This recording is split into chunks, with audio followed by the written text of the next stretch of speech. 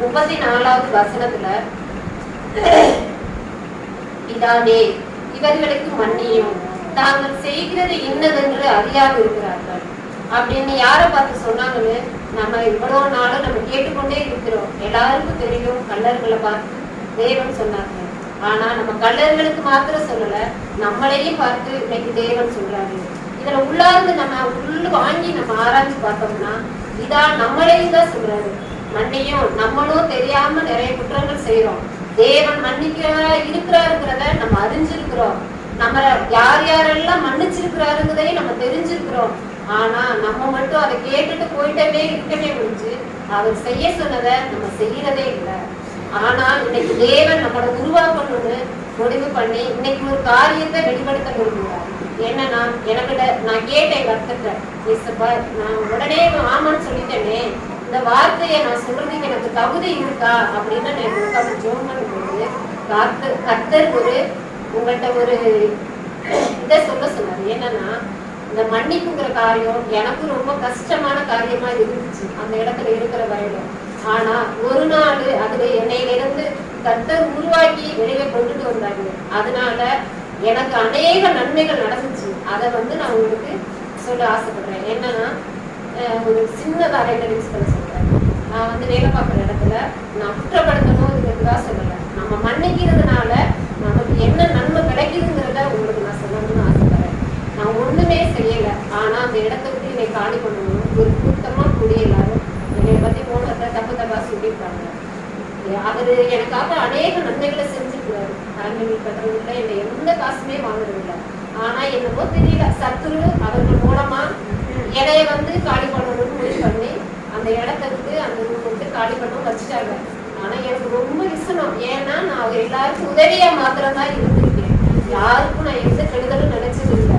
அதனால ஜெபம் பண்ணி அழுதேன். என்னால தாங்கவே முடியும். ஒரு வாரம் அந்த போராட்டம் அழுதுட்டே இருக்கும்போது நம்ம இயேசுப்பா ஏதாவது பதில் கொடுப்பாருன்னு நம்ம போய் உட்காந்து அழுதா அவர் சொல்றாரு, அவங்கள மன்னியும். ஐயோ, என்னால முடியவே இல்லை. உண்மையாவே என்னால முடியல. எப்படி நான் மன்னிக்கிறது? நான் என்ன துரோகம் பண்ணேன்? உங்களுக்கு என்ன கெடுதல் பண்ணுவேன்? எதுக்கு என்னை இப்படி பண்றாங்கன்னு நான் அழுது, இயேசுப்பா நீங்க பதில் தாங்கன்னா அவரு ஈஸியா மன்னியும் அப்படின்னு சொல்லுவாரு. இந்த இயேசுப்பா என்னை மன்னிக்க சொல்லிக்கிட்டே எனக்கு ரொம்ப கஷ்டமா இருக்கு அப்படின்னு நான் சொன்னேன். அப்ப அவர் சொன்னாரு, நீ என்ன செய்யறது எனக்கு தெரியும். உன்னை ஆசீர்வதிக்க நான் இருக்கிறேன். உன்னோட ஆசீர்வாதத்துக்கு அவங்க மேல வச்சிருக்கிற அந்த கோபம் தடையா இருக்க வேண்டாம். அதனால நீ மன்னிச்சுது அப்படின்னு சொன்னாரு. அப்புறம் நான் சரி நீங்களே சொல்லிட்டீங்க, நீங்க பார்த்து கொள்வீங்க, நான் மனசார அவங்களை மன்னிக்கிறேன் அப்படின்னா அந்த ஒரு வாரம் 10 நாளா அவங்களோட நான் பேசாம இருந்தேன். அவங்கள்ட்ட நான் அப்படியே ஒரு கச்சப்பு இல்லாம இருந்தேன். அப்புறமா மன்னிச்ச பிறகு சமாதான பிறகு தேவனே சொல்லிட்டாரு, நம்மையே அதை தூக்கி சுமந்துட்டு இருக்கணும். நம்ம ஆசீர்வாதத்துக்கு அது தடையா இருக்குன்னா நம்மையே அதை தூக்கி பிடிச்சிட்டு தெரியணும் அப்படின்னு நினைச்சு அழுதுட்டு அத்தோட விட்டுட்டேன். அதுக்கப்புறம் அவங்க என்ன பண்ணுனாலும் என்னைய காயப்படுத்தல. அவர்தான் சொல்லிட்டாரே நான் பாத்துக்கிறேன்னு. அப்ப எதுக்கு நம்ம அதை பெருசா நினைக்கணும்னு சொல்லி சொல்லி சொல்லி கடந்த 1 வருடங்களா அப்படித்தான் உருவாக்கி இருக்கிறாரு கர்த்தர்.